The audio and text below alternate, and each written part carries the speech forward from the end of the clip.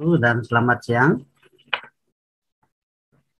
Mohon maaf, bisa kedengaran suara saya?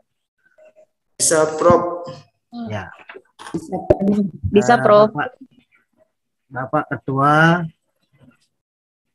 yang saya hormati, Bapak Ketua Panitia, Ibu Moderator yang sama-sama berbahagia, dan para Ibu, Bapak, para narasumber yang saya tidak bisa sebutkan namanya satu persatu, yang saya hormati juga, dan rekan-rekan, teman sejawat, guru yang ada di seluruh Indonesia yang bisa menghadiri acara yang dilaksanakan oleh Diklat Pendidikan Nasional. Mudah-mudahan saja sebentar apa yang bisa kami sampaikan bisa dimengerti, bisa dipahami, dan sekaligus nantinya bisa kita laksanakan pada saat kita kerja dimanapun kita berada. Bapak Ibu, peserta yang sangat luar biasa yang kami banggakan, pada hari ini saya dipercayakan oleh panitia untuk membawakan materi tentang manajemen kelas berbasis Pancasila. Ya, manajemen kelas berbasis Pancasila. Saya yakin dan percaya kepada bapak-bapak, ibu-ibu, peserta dimanapun berada, apalagi yang sudah menjadi kepala sekolah, sudah bertugas dinas di dalam sekolahnya masing-masing, masalah manajemen tidak akan pasti sudah ada pada diri Bapak Ibu. Sebelum saya menyampaikan sepatah dua kata ini, perkenankan saya menyampaikan bahwa saya di sini bukan menggurui Bapak dan Ibu. Saya yakin dan percaya Bapak dan Ibu lebih daripada saya. Next. Kalau kita lihat pengertian daripada manajemen kelas itu ya berasal dari dua kata. Yang pertama yaitu manajemen, yang kedua adalah kelas.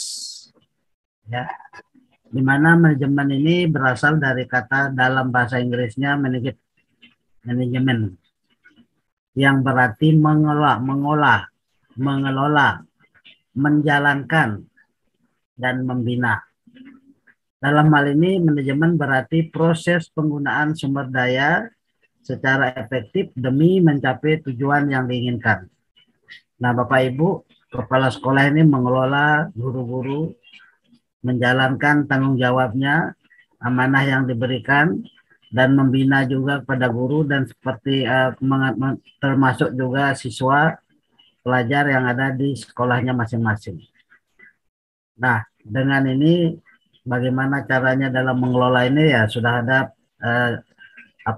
topsinya, sudah ada jalannya masing-masing. Begitu juga kepada guru dimanapun mengajar pasti bisa menjalankan tugasnya masing-masing sesuai dengan profesional kita yang kita diberikan oleh pemerintah. Selanjutnya, sedangkan kelas itu merupakan suatu kesatuan organisasi yang menjadi unit kerja, ya. Satu kesatuan, ada siswa yang secara dinamisnya menyelenggarakan berbagai kegiatan belajar mengajar yang kreatif untuk mencapai suatu tujuan.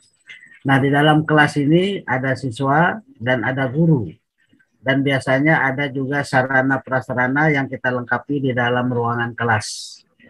Semua itu adalah untuk menunjang daripada kegiatan yang kita lakukan di dalam hal proses mengajar-mengajar supaya tujuan kita itu bisa tercapai. Manajemen kelas juga merupakan suatu usaha ya yang dilakukan secara sadar untuk mengatur proses pembelajaran agar berjalan secara sistematis. Sekali lagi, manajemen kelas itu merupakan usaha kita sebagai guru, usaha sebagai kepala sekolah, ya, bagaimana caranya kita menyadarkan siswa kita di dalam proses belajar mengajar agar dia itu mau mendengarkan, mau menerima apa yang kita ajarkan. sudah jelas barang tentu kita harus secara sistematis dalam hal ini sesuai dengan eh, apa namanya dalam hal proses belajar mengajar apa yang harus kita siapkan. Tidak lain adalah misalnya kita membuatkan seperangkat pembelajaran atau RPP atau RPS namanya sekarang ini. Nah, adapun usaha sadar itu mengarah pada seperti yang saya katakan tadi. Yang pertama itu adalah persiapan belajar, ya, persiapan belajar yang biasa juga disebut dengan RPP, yang sekarang di perguruan tinggi namanya RPS, ya. Walaupun dalam hal ini RPP sekarang ini diminta sama Mas Nadiem Menteri kita ini adalah 1 lembar, tapi kenyataannya sekarang ini sudah luar biasa juga banyaknya. Khususnya teman-teman dosen, kalau ada peserta dosen yang di perguruan tinggi luar biasa pekerjaannya dosen. Terlalu banyak administrasinya. Mudah-mudahan juga guru-guru yang ada SD, SMP, SMA mungkin sama saja. Sebelum kita mengajar harus kita membuatkan atau mempersiapkan diri dulu. Yang di samping itu juga adalah menyiapkan sarana dan alat peraga seperti yang saya jelaskan tadi. Sarana dan alat peraga ini Bapak Ibu penting sekali terutama di dalam kita mengajar di kelas-kelas rendah. Karena alat peraga itu adalah membantu daripada proses belajar mengajar, karena kita tahu persis sifat daripada anak didik kita berbagai macam-macam dalam kelas itu. Dengan inilah kita harus menggunakan alat peraga, alat bantu untuk kita mengajar. Di samping itu juga pengaturan ruang belajar. Ruang belajar itu perlu diatur sedemikian rupa, apalagi zaman COVID sekarang ini, ya, itu jaraknya harus diatur sedemikian rupa sehingga tidak mengganggu teman yang satu, anak didik kita yang satu dengan yang lainnya. Mewujudkan situasi dan kondisi. Situasi kondisi dalam hal ini adalah suatu sekolah, di sekolah itu sendiri. Ingat di sekolah itu ada guru, ya, teman sejawat kita, ada siswa. Biasanya juga kalau di SD itu ada orang tua, SMP SMA juga seperti itu, dia mengantar orang tuanya. Bagaimana caranya kita sebagai guru dapat berkomunikasi, berinteraksi, ya, dengan baik. Terutama dalam hal ini adalah proses belajar mengajar ini. Misalnya ada salah satu siswa kita yang kurang, makanya kita harus perlu komunikasikan kepada orang tua, jangan dibiarkan. Karena pendidikan itu adalah ada 3 yang biasa disebut dengan tri pendidikan, ya, tri pusat pendidikan, orang tua itu sendiri, di masyarakat, dan di sekolah. Dengan ini harus kita baik-baik membawa diri sebagai guru. Pengaturan waktu juga kita sebagai guru kita atur sedemikian rupa sehingga kita bisa mengajar sesuai dengan jadwal yang telah diberikan oleh pimpinan kita, kepala sekolah misalnya. Bagaimana caranya kita membagi waktu itu sedemikian rupa, sebelum kita mengajar jam berapa harus kita inikan waktunya, harus kita disiplin. Yang berikut definisi manajemen kelas menurut para ahli, Bapak Ibu. Ini mungkin hanya definisi saja, Bapak Ibu nanti bisa nanti kalau di-share oleh panitia bisa Bapak Ibu melihat sendiri. Kalau ada menurut Ari Kunto menyatakan bahwa kelas itu adalah suatu usaha yang dilakukan oleh penanggung jawab kegiatan belajar mengajar atau yang membantu dengan maksud agar dicapainya kondisi yang optimal sehingga dapat terlaksana kegiatan belajar seperti yang diharapkan. Seperti yang saya jelaskan tadi, ingat di dalam sekolah itu dimenit oleh kepala sekolah, oleh guru, demikian juga oleh masyarakat yang ada di sekitarnya, agar kondisinya bisa baik, bisa optimal apa yang kita lakukan. Ada juga menurut Jamarah berpendapat bahwa manajemen kelas itu adalah suatu upaya memberdayakan potensi kelas yang ada seoptimal mungkin untuk mendukung proses interaksi edukatif dalam tujuan pembelajaran. Nah, ini di dalam kita proses belajar mengajar khususnya pada guru ini harus kita membuat suasana kelas itu yang kondusif, yang baik, sehingga proses belajar mengajar itu apa yang kita berikan, apa yang kita sampaikan di dalam kelas itu, sehingga siswa kita bisa menerima dengan baik, dengan senang hati. Tidak ada masalah bagi anak-anak kita sendiri. Selanjutnya adalah ada juga menurut Nawawi menyatakan bahwa manajemen kelas dapat diartikan sebagai kemampuan guru dalam mendayagunakan potensi kelas berupa pemberian kesempatan yang seluas-luasnya kepada setiap individu untuk melakukan kegiatan kreatif dan terarah, sehingga waktu dan dana yang tersedia dapat dimanfaatkan secara efisien untuk melakukan kegiatan-kegiatan kelas yang berkaitan dengan kurikulum dan perkembangan murid. Ini dalam hal ini Bapak Ibu, kita sebagai guru memang ada dananya, tapi dana yang digunakan, yang diberikan oleh sekolah itu sebaiknya kita gunakan sebaik-baiknya, yang mana penting, yang mana tidak penting, karena di dalam pengaturan dana saya yakin dan percaya Bapak Ibu, terutama kepala sekolah, itu sudah luar biasa mengaturnya dengan baik, sehingga yang penting dalam hal ini adalah transparan, sehingga proses belajar mengajar itu dapat berjalan dengan baik. Yang berikut menurut Mulyasa menyatakan bahwa manajemen kelas itu ya keterampilan guru untuk menciptakan iklim pembelajaran yang kondusif dan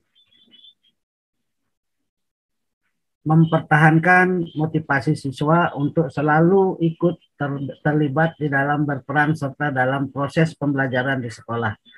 Bapak Ibu, maksudnya di sini adalah tidak lain, di dalam kita mengajar kita harus selalu libatkan siswa kita. Dalam hal ini tidak boleh hanya menggunakan salah satu metode saja, ya, misalnya ceramah, kita harus temani dengan diskusi, kerja kelompok, tanya jawab, sehingga siswa itu dia ikut di dalamnya.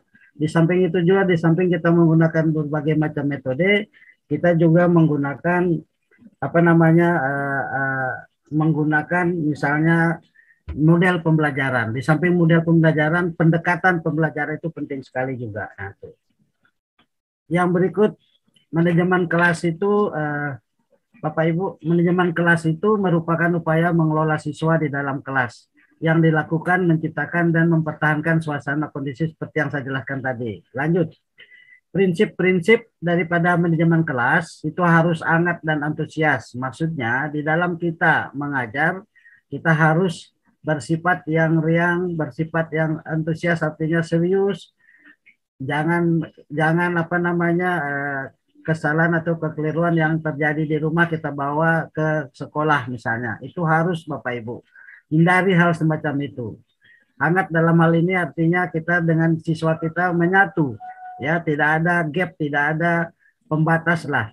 Kita di dalam kita mengajar, anggaplah anak yang diajar itu adalah anak kita sendiri. Kita perlu mengadakan pendekatan, perlu mengadakan motivasi. Kalau tantangan dalam hal ini saya yakin dan percaya di dalam kita mengajar, apalagi di kelas rendah misalnya, banyak sekali tantangan. Misalnya saja anak didik kita tidak bisa membaca, anak didik kita tidak bisa menulis. Bagaimana tantangan, bagaimana caranya? Anak didik kita misalnya berbau, apalagi yang mengajar di desa-desa, di pedesaan misalnya. Berbau tanah, berbau macam-macam lah. Nah, itu merupakan tantangan. Dengan ini bagaimana caranya kita mengadakan yang dekat sama dia seperti anak kita sendiri. Kalau dia tidak mau, tidak bisa menulis misalnya, kita harus pegang tangannya dengan baik sehingga dia bisa menulis. Nah, ini seingat saya waktu saya SD seperti itu. Dipegang tangan kita, diikuti apa semuanya walaupun dia berbau apapun anak didik kita. Ini terutama yang ada di sekolah dasar, kecuali SMP, SMA itu sudah cantik-cantik, dia sudah bisa membersihkan dirinya gitu. Bervariasi dalam hal ini, maksudnya di sini Bapak Ibu, di dalam kita mengajar, suara kita juga bervariasi. Tempat kita duduk tempat berdiri juga kita bervariasi, suara juga bervariasi. Ya, ini artinya apa? Supaya anak didik kita tidak membosankan melihat kita itu. Kita bervariasi di sini kan melihat juga suasana situasi yang ada di kelas itu sendiri itu. Jangan berdiri pada satu tempat, itu maksudnya Bapak Ibu, ya. Jangan kita berdiri pada satu tempat pada saat kita mengajar, harus tempatnya pindah-pindah. Sekali-sekali kita di pinggir, sekali-sekali kita di tengah dan lain-lainnya. Kita lihat juga siswa kita yang ada di belakang. Kalau suara juga jangan terlalu monoton. Harus tinggi, rendah, sesuaikanlah sehingga apa yang kita berikan, apa yang kita sampaikan siswa kita dia tidak membosankan, itu maksudnya. Keluasan di dalam kita memberikan materi ataukah di dalam kita bergaul, kita harus luas Bapak Ibu. Jangan kita membeda-bedakan, jangan kita melihat oh ini anaknya anak emas, ini anak perak, jangan. Oh ini anaknya pejabat, jangan. semua yang ada di dalam kelas, apapun agamanya, apapun kulitnya, apapun misalnya dia punya suku, kita dalam hal ini harus luas. Penekanan hal yang positif, artinya kita sebagai guru sebaiknya kita harus memotivasi yang baik, yang positif, kita memberikan contoh yang real, yang nyata, ya, tokoh-tokoh terutama, sehingga anak didik kita itu dia bisa menerima dengan baik, sehingga dia bisa imajinasi, ya. Yang berikut penanaman disiplin, ya, penanaman kedisiplinan. Jelas dalam hal ini Bapak Ibu, kedisiplinan sini harus dia, apalagi terutama minta maaf terutama teman-teman saya, teman sejawat yang di SD. Disiplin dalam hal ini kita harus datang, kalau mengajar jam 7.30, usahakanlah kita sudah ada di kelas itu jam 7.15. Ya, saya yakin dan percaya bukan hanya di SD saja, SMP, SMA. Kalau kita melarang siswa kita duduk di bangku, di meja, jangan kita mengajar, kita bersandar duduk di meja. Nah, itu juga berarti kita tidak sesuai dengan apa yang kita sampaikan di dalam kelas. Anak didik kita akan meniru Bapak Ibu. Nah, dengan ini saya harapkan pada Bapak Ibu, disiplin mengerjakan sesuatu, disiplin kita kedatang, disiplin kita berbicara. Yang penting yang kira-kira bisa dipahami, memberikan contoh yang sesuai dengan kenyataan yang ada di lapangan. Yang berikut Bapak Ibu, prinsip-prinsip manajemen kelas itu bertujuan agar proses pendidikan dapat berlangsung dengan efektif. Apabila tujuan tersebut dapat dicapai, barulah manajemen dalam proses belajar mengajar dapat dikatakan efektif. Nah, dalam hal ini indikatornya Bapak Ibu? Tiada lain adalah setelah kita mengajar, kita mengadakan evaluasi. Kita bertanya kepada siswa kita, sehingga di dalam kita mengajar itu ada metode tanya jawab. Ya, kita bertanya apakah dia sudah mengerti, sudah paham, apakah dia sudah jelas. Kalau misalnya dia bisa menjawab, berarti kita dalam hal ini ya kita memenit sekolah itu, kelas itu berarti sudah bagus Bapak Ibu. Apalagi kalau kita lihat nilainya daripada nilai daripada evaluasinya tinggi misalnya, sudah melebihi dari nilai KKM misalnya. Kalau seperti itu saya yakin dan percaya berarti dalam hal ini proses belajar mengajar yang kita lakukan sudah mendekati kebaikan gitu. Sudah berhasil lah, boleh dikatakan seperti itu Bapak Ibu. Yang berikut, tujuan daripada manajemen kelas itu Bapak Ibu, tidak lain adalah untuk memudahkan kegiatan belajar bagi peserta didik. Nah, makanya segala sesuatunya kita mengumpulkan bahan, kita mengumpulkan misalnya modul, buku-buku dan lain-lainnya, itu manajemen namanya, Pak. Memanage apa yang kita kerjakan agar apa yang kita lakukan itu menjadi mudah. Nah, itu mengatasi hambatan-hambatan yang menghalangi terwujudnya interaksi dalam kegiatan belajar mengajar. Nah, ini juga ya, saya katakan tadi harus ada interaksi. Kalau kita tidak memanage misalnya dengan baik, pasti banyak hambatannya. Kalau kita memanage dengan baik, kita bisa mengendalikan diri, kita bisa menghargai orang lain, anak didik terutama, teman-teman sejawat. Saya yakin berjalan berarti Bapak Ibu sudah bisa memanage daripada sudah memenuhi syarat tujuan daripada manajemen kelas itu. Mengatur berbagai penggunaan fasilitas belajar. Nah, sarana prasarana diatur sedemikian rupa. Tujuan yang berikut membina dan membimbing peserta didik sesuai dengan berbagai latar belakang sosial, ekonomi, budaya, dan sifat-sifat individu yang saya sudah jelaskan tadi Bapak Ibu. Karena anak didik kita itu sosialnya beda-beda, latar belakangnya berbeda-beda, penghasilannya, pendapatan orang tua berbeda-beda, budayanya berbeda, berlebih-lebih sifat daripada anak itu sendiri. Yang berikut membantu peserta didik belajar dan bekerja sesuai dengan potensi dan kemampuan yang dimilikinya. Tadi saya sempat singgung Bapak Ibu, terutama di kelas rendah, anak didik kita tidak bisa membaca, bagaimana caranya supaya dia bisa membaca? Anak didik kita tidak bisa misalnya pegang pensil, bagaimana caranya supaya dia bisa pegang pensil? Nah, ini semua kemampuan-kemampuan yang dimiliki itu kita atur sedemikian rupa, kita manage sedemikian rupa, itu adalah salah satu daripada tujuan daripada manajemen kelas. Di samping itu juga Bapak Ibu menciptakan suasana sosial yang baik di dalam kelas. Ini suasana sosial dalam arti di sini misalnya kalau ada salah satu siswa kita membutuhkan misalnya tidak membawa pensil, tidak membawa buku misalnya, dia meminjam, nah ini berarti sudah Bapak Ibu mengarahkanlah kepada beliau supaya dia bisa memberikan kepada temannya meminjam. Nah, ini sosial, hubungannya, interaksinya, saling menghargai misalnya antara yang satu dengan yang lain temannya. Dia sosial berinteraksi dalam hal ini Bapak Ibu ya dengan temannya supaya tidak ada jurang pemisah di dalam kelas itu sendiri. Membantu peserta didik agar dapat belajar dengan tertib. Nah ini kita juga sebagai guru Bapak Ibu harus kita membantu siswa kita terutama dalam hal proses belajar mengajar yang telah berlangsung Bapak Ibu. Biasanya di dalam kelas itu ada siswa kita yang ribut, bagaimana dia mengganggu temannya, kita bantulah dia untuk mengamankan, untuk mendisiplinkan, untuk memberikan contoh kepada temannya, memberikan terutama kita sebagai guru memberikan contoh yang baik. Dan jangan kita marahi kalau ada anak-anak didik kita yang marah-marah, yang suka ribut di kelas. Nah itu artinya apa? Dia itu kreatif Bapak Ibu. Tinggal kita mengarahkan, membantu dia supaya dia jangan mengganggu lah teman yang satunya. Berikan dia tugas tambahan misalnya supaya jangan dia mengganggu yang lain. Berikan dia motivasi. Itu. Yang berikut Bapak Ibu, ruang lingkup manajemen kelas. Apa-apa saja yang ada di dalam kelas itu sendiri. Ya. Yang ada dalam kelas itu misalnya pengelolaan siswa yang meliputi misalnya tingkah laku peserta didik, kedisiplinan, ya. Ini kedisiplinan peserta didik, minat, perhatian peserta didik, gairah. Nah, semuanya ini Bapak Ibu harus kita kita kelola dengan baik Bapak Ibu. Bagaimana minatnya dia, keinginannya dia, bagaimana supaya dia bergairah di dalam kelasnya, tidak termenung. Makanya kalau saya memberikan contoh di sini adalah anak-anak terutama yang kelas rendah. Yang dimaksud kelas rendah Bapak Ibu, tiada lain adalah kalau di SD itu adalah 1, 2, 3. Ini biasanya sebagai persepsi kita harus menyanyi dulu Bapak Ibu. Ya, sebelum kita masuk ke materi kita harus menyanyi dulu supaya dia bergairah karena kita tahu persis sifat anak didik kita, minatnya itu ada di mana-mana, misalnya keinginannya ada di mana-mana. Kita jadikan satu dulu di dalam kelas supaya dia bersatu di dalam kelasnya, sehingga kalau dia sudah bersatu barulah kita masuk kepada materinya.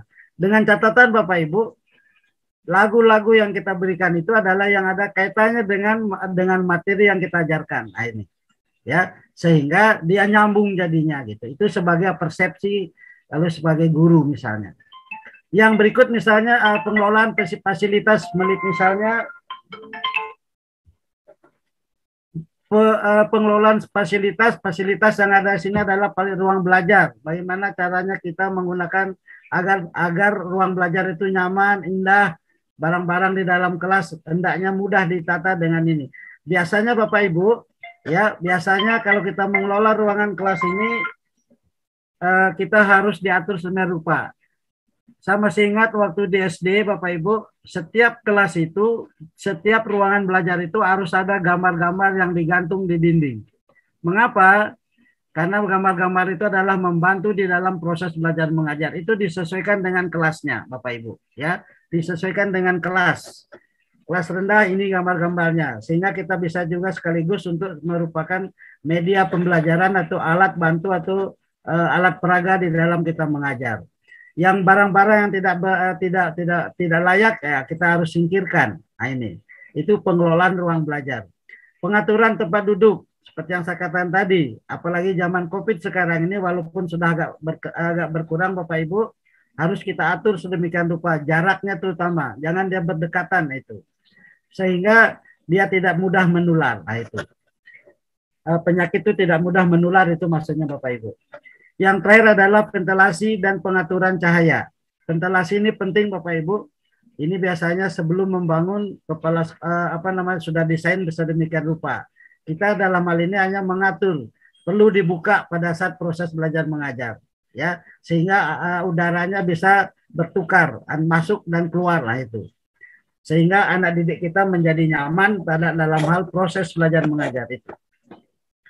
Yang berikut Bapak Ibu, faktor-faktor yang mempengaruhi manajemen kelas. Misalnya lingkungan fisik biasanya meliputi ruangan tempat berlangsungnya proses belajar mengajar, pengaturan tempat duduk, ventilasi, pengaturan cahaya, pengaturan penyimpanan barang-barang. Nah, ini biasanya faktor-faktor yang apa namanya yang mempengaruhi biasanya. Maka saya bilang kalau tidak digunakan lebih bagus disingkirkan saja gitu. Kondisi sosioemosional meliputi tipe kepemimpinan, sikap guru, suara guru, dan pembinaan hubungan baik. Nah, ini faktor yang mempengaruhi Bapak Ibu dalam manajemen kelas. Biasanya kita sebagai guru, kita sebagai manusia, biasanya juga ada tipe-tipe emosional. Makanya saya katakan tadi dari awal, kalau ada hal yang kurang bagus di rumah tangga, jangan kita bawa pulang, jangan kita bawa ke kelas itu. Ya, supaya emosional kita itu bisa kita kelola dengan baik. Nah, karena kepemimpinan juga ada juga yang bagus, ada juga yang tidak bagus. Kita kelola dengan baik sehingga faktor-faktor yang kurang bagus ini kita bisa kendalikan dengan baik. Kondisi organisasi meliputi faktor internal eksternal peserta daripada eksternal peserta didik maksudnya. Ya, apa yang dimaksud dengan organisasi di sini adalah kumpulan daripada sekolah itu sendiri, ada gurunya, ada siswanya, ada juga masyarakat, ya. Kalau yang internal itu ya guru, siswa, masyarakat, ada kepala sekolah, mungkin ada tata usaha. Yang eksternal itu ya masyarakat, ada kepala desa, ada misalnya yang ahli di bidang pendidikan, dia mau membantu kan biasanya sekolah seperti itu. Nah, itu yang perlu kita perhatikan sehingga faktor-faktor yang kurang bagus ini kita bisa kondisikan, bisa kita kelola dengan baik begitu. Manajemen kelas berbasis Pancasila Bapak Ibu. Nah, ini yang paling penting sekarang Bapak Ibu, sesuai dengan yang saya diberikan oleh panitia. Mengapa harus Pancasila? Mengapa dikelola juga Pancasila ini? Karena kita ketahui akhir-akhir ini berbagai orang, berbagai masyarakat yang tidak juga semuanya salah satu saja, ya namanya politik pasti ada saja untuk mencari suara. Pancasila itu adalah pandangan hidup Bapak Ibu, dasar negara kita, ideologi nasional yang berfungsi sebagai salah satu pilar negara kebangsaan Indonesia ini. Ingat, Pancasila itu adalah pandangan hidup. Segala sesuatu yang kita akan lakukan itu harus sesuai dengan Pancasila. Ya, salah satu contoh misalnya kita makan saja. Apakah sesuai dengan Pancasila? Makan misalnya sebelum kita makan nasi, sebelum kita minum misalnya kita harus berdoa ada ketuhanan yang Maha Esa. Nah, berarti kita harus berdoa dulu. Saya yakin dan percaya semua agama menganjurkan seperti itu. Nah, itu pandangan hidup itu. Dasar negara. Negara kita juga segala satunya sebaiknya apa yang dia lakukan itu harus berdasarkan Pancasila. Ini. Ada di sana berbagai macam di dalam Pancasila itu ada 5 itu ya, itu semuanya berpedoman di sana. Dalam konteks pendidikan Pancasila dan Undang-Undang Dasar 45 telah diterima ini oleh negara kita itu sendiri, sehingga menjadi landasan pendidikan nasional. Nah, yang berikut, zaman Presiden Soekarno telah meletakkan Pancasila dalam ranah praktis kehidupan berbangsa. Ini saya katakan tadi. Dalam kajian nasionalisme revolusioner pada masa pemerintahan Soeharto, Pancasila diajarkan dalam konteks yang sangat formal. Bahkan formalitas Pancasila telah terinduksi menjadi bagian kognitif belaka. Artinya hanya pengetahuan saja, pengamalannya yang belum. Nah, ini. Semua pimpinan kita, saya yakin dan percaya harus sesuai dengan Pancasila. Yang harus dia lakukan, dia kerjakan. Nah, itu. Di luar segala kekurangan pemerintahannya, Soeharto mampu meletakkan Pancasila sebagai asas yang digunakan sebagai besar masyarakat sebagai pedoman pengamalan era reformasi.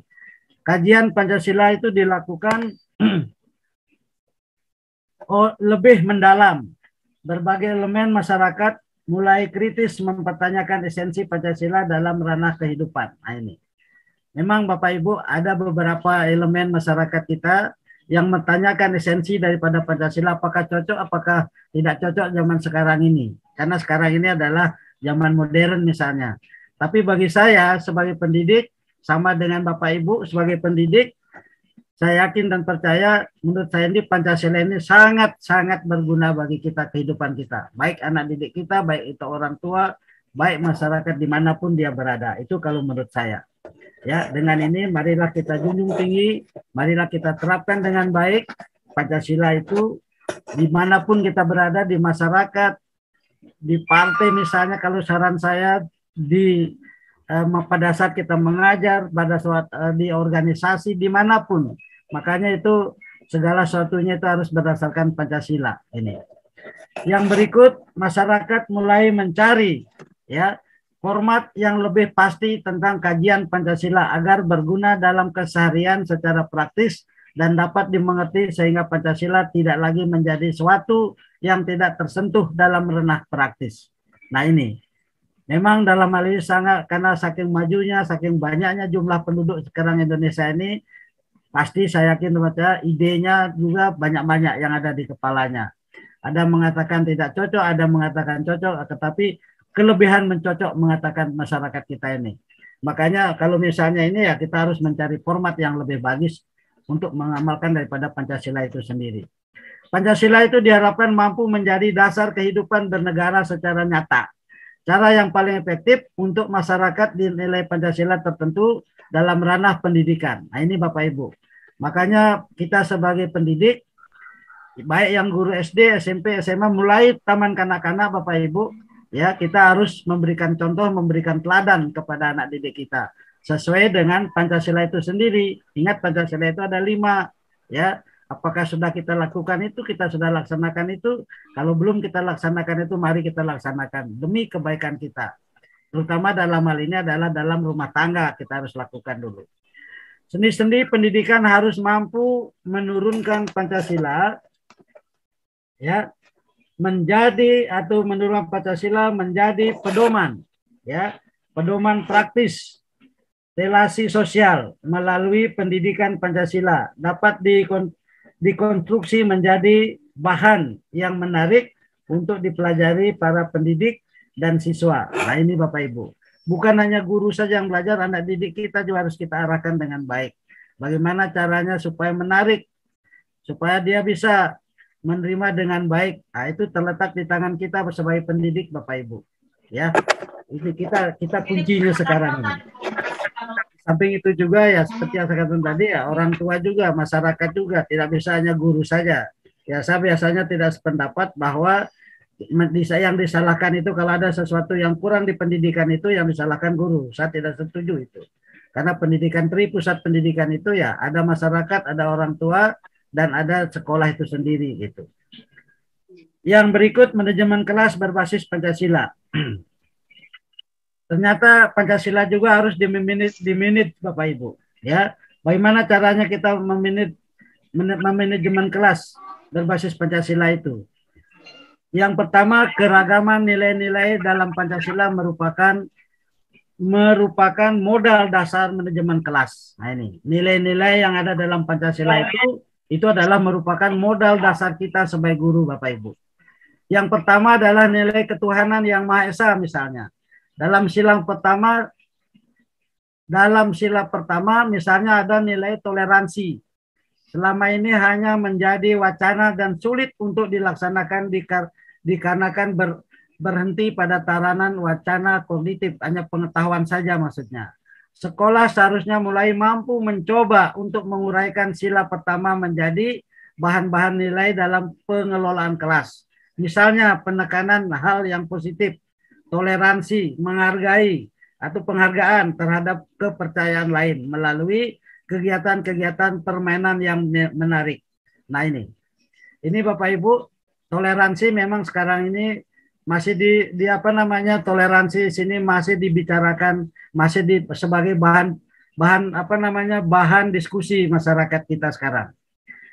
Saling menghargai antara yang satu, karena di Indonesia ini ada berbagai agama misalnya, ada berbagai macam kepercayaan. Nah itu perlu dihargai yang positif ya. Tidak juga kita harus langsung masuk ke dalamnya, tidak. Menghargai dalam hal ini, jangan kita ganggu beliau, jangan kita menyalahkan beliau, sesuai dengan apa keyakinannya. Apa yang dia lakukan terserah dia. Kalau kita mengganggu, itulah yang kurang bagus jadinya Bapak Ibu. Nah itu sila pertama, dan ini sudah jangan hanya pengetahuan saja, kognitif saja. Wacana kognitif dalam hal ini ada ketuhanan yang Maha Esa. Ini secara nasionalnya ketuhanan yang Maha Esa.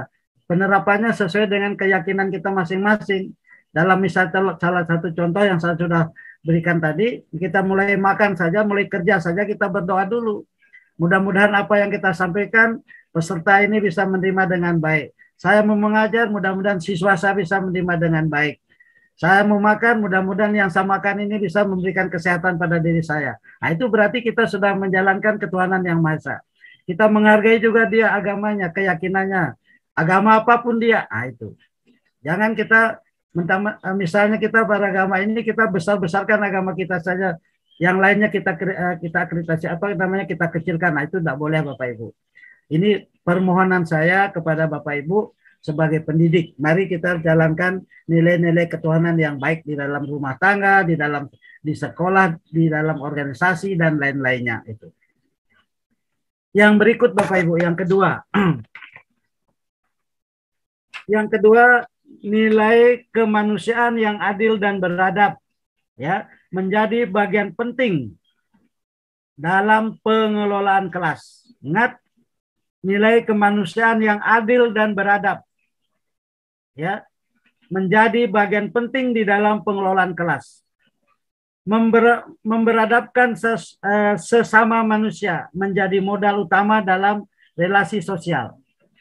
Salah satu tujuan dalam manajemen kelas adalah membimbing peserta didik sesuai dengan berbagai latar belakang sosial, ekonomi, budaya, serta sifat-sifat individunya.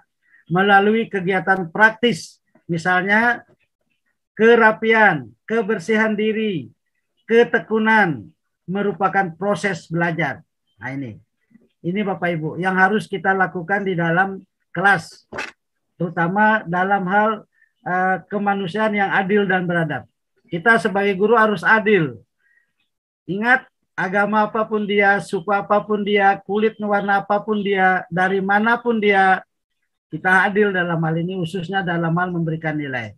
Dalam hal kita membina dia, dalam hal kita membimbing dia, ya, baik secara individu maupun secara kelompok. Ini. Kalau yang bisa kita ini kan misalnya adil, misalnya kerapiannya, pakaiannya, sehingga dalam hal ini Bapak Ibu tidak ada bajunya siswa kita itu yang bebas. Kalau misalnya saja diberikan kebebasan, akan terjadilah di sana jor-joran. Artinya yang kaya akan memperlihatkan dirinya bajunya dengan memperlihatkan bajunya dan lain-lainnya. Makanya kerapian itu penting sekali, dilihat dari bajunya. Kebersihannya, walaupun dia satu bajunya tapi bersih, misalnya dirinya. Biasanya setiap pagi guru-guru sebelum masuk di kelas, terutama di SD Bapak Ibu, tangannya diperiksa biasanya, ya, kukunya panjang enggak, bersih enggak tangannya, biasanya seperti itu. Apakah dia sudah mandi atau tidak? Nah, ini. Kalau di dalam ketekunan misalnya dia belajarnya, bagaimana dia mengerjakan soal atau PR dan lain-lainnya. Nah, ini. Nah itu berarti kita menerapkan nilai-nilai kemanusiaan Bapak Ibu. Yang berikut nilai persatuan Indonesia Bapak Ibu. Yang ketiga itu nilai persatuan Indonesia. Salah satu prinsip dalam manajemen kelas adalah hangat dan antusias serta tantangan dalam proses belajar mengajar. Nah, ini tadi saya sudah sampaikan di awal, ada di sana hangat, antusias. Kita merangkul semuanya, anak didik kita dari manapun dia. Sekali lagi saya ingatkan ini. Kita harus suasana hangat ini, dalam hal ini kita cerahlah sebagai guru. Jangan merengut. Kalau kita marah misalnya, jangan kita perlihatkan kemarahan kita. Boleh marah, tapi jangan terlalu lama gitu. Ya, boleh marah. Pada saat kita menghadapi anak didik kita, jangan sampai menyakiti Bapak Ibu. Ya, jangan sampai menyakiti antara anak itu sendiri. Karena banyak sekali saya dengar kasus sampai anak didik itu melapor misalnya karena kita sebagai guru menyakiti. Ingat Bapak Ibu, kita ini adalah mengajar, mendidik, membimbing, tugas kita. Kalau dia pintar tidak mungkin datang ke sekolah. Maka dengan ini sejelek apapun dia perbuatannya, kita harus bimbing dia, kita harus didik dia, kita harus ajar dia supaya dari tidak tahu menjadi tahu. Ada perubahan tingkah lakunya Bapak Ibu. Karena itu adalah merupakan tantangan dalam hal proses mengajar itu. Kita dengan kepala dingin, kita senyum, ya senyum kan itu ibadah katanya. Makanya kita harus seperti itu. Boleh marah saya katakan tadi, tapi jangan terlalu lama, jangan terlalu keras dengan anak didik kita. Ya. Yang keempat Bapak Ibu, kerakyatan yang dipimpin oleh hikmat kebijaksanaan dalam permusyawaratan atau perwakilan, ini adalah sila yang saat ini selalu menjadi acuan. Ya, selalu menjadi acuan Bapak Ibu. kerakyatan yang dipimpin oleh hikmat kebijaksanaan dalam permusyawaratan, ya. Karena segala sesuatunya harus kita musyawarahkan, ya. Segala sesuatunya harus dimusyawarahkan. Dalam kehidupan demokrasi di Indonesia, satu masalah yang menarik adalah kita memiliki dasar nilai demokratis, ya. Kita memiliki dasar nilai demokratis. Nilai demokratis yang mendasar adalah taat asas, ya, sesuai dengan prosedur dan menghargai martabat orang sesuai hati nurani. Ingat itu Bapak Ibu. Nilai demokrasi di sini adalah yang mendasar itu adalah taat dengan asas sesuai dengan prosedur. Jangan kita melanggar Bapak Ibu. Ya, kalau bisa ya kita harus musyawarahkan dulu apapun yang kita lakukan. Inilah yang dapat disampaikan dalam pengelolaan kelas. Siswa dikenalkan dengan prosedur yang benar dan sesuai aturan. Karena di dalam kelas itu juga ada aturannya Bapak Ibu. Ada tata tertib yang berlaku di sana. Ada asas yang berlaku. Hal ini bukan untuk mengajak siswa menjadi pribadi yang semata patuh, namun mengajak mereka menjadi pribadi yang taat dengan aturan, taat dengan asas. Taat adalah bagian dari disiplin, maka cara sila keempat ini dapat diawali dengan memberikan latihan disiplin diri untuk menghargai proses yang melibatkan orang lain. Nah ini, misalnya banyak sekali contoh-contoh yang bisa dilakukan, yang bisa diberikan pada sila yang keempat ini Bapak Ibu. Dalam hal misalnya pemilihan ketua kelas harus bermusyawarah. Kita saling menghargai pendapat yang satu dengan yang lainnya. Ya, dia harus dia harus mengikuti prosedurnya daripada sekolah, aturannya, tata tertib yang ada di sekolah. Jam berapa harus masuk, jam berapa harus pulang, jam berapa keluar mainnya harus diikuti Bapak Ibu. Nah, itu aturan-aturan prosedur yang harus dilakukan oleh anak didik kita. Agar dia itu berarti kalau dia sudah melakukan hal semacam itu berarti anak didik kita sudah melakukan daripada sila yang keempat itu sendiri. Yang terakhir Bapak Ibu, keadilan sosial bagi seluruh rakyat Indonesia. Ini merupakan basis kepekaan sosial, sangat mendasar juga. Semua baik Bapak Ibu. Salah satu tujuan manajemen kelas itu adalah dengan mengatur berbagai penggunaan fasilitas belajar, ya, agar dapat digunakan dengan baik oleh siswa sehingga dapat mendukung proses belajar mengajar. Nah ini biasanya Bapak Ibu, kalau dulu saya sering sekali ke sekolah-sekolah, terutama di SD Bapak Ibu, kalau ada misalnya alat peraga, kalau misalnya ada alat untuk praktikum IPA misalnya, ini juga biasanya sering sekali dilarang digunakan ini. Tapi mohon maaf Bapak Ibu, tidak semua sekolah seperti itu. Tapi ada misalnya salah satu sekolah berarti ke samping melarang menggunakan daripada alat-alat yang ada yang diberikan oleh pemerintah, terutama alat peraga, terutama kit IPA itu sendiri, karena nanti takut rusak. Kalau menurut saya Bapak Ibu, biar itu rusak barangnya kalau dipakai oleh anak didik kita, supaya dia bisa mempraktikkannya, supaya dia bisa menggunakan dengan baik itu alat, daripada rusak di atas meja atau dirusak di atas lemari Bapak Ibu. Dia dimakan laba-laba, banyak sekali laba-labanya, debunya, karena tidak pernah dipakai. Mudah-mudahan saja hal yang ini saya pernah lihat tidak terjadi di sekolahnya Bapak Ibu. Kita harus gunakan Bapak Ibu, proses belajar mengajar itu menggunakan itu. Keadilan sosial, keadilan adil, kita menggunakan sarana bantuan yang diberikan oleh pemerintah, digunakan oleh semua siswa yang ada di tempat kita belajar. Nah ini barangkali yang bisa saya sampaikan Bapak Ibu, kurang dan lebihnya mohon maaf, karena saya ini adalah manusia biasa, tidak luput daripada kesalahan. Sekali lagi mohon dimaafkan. Demikian yang bisa saya sampaikan, selanjutnya saya serahkan kepada moderator.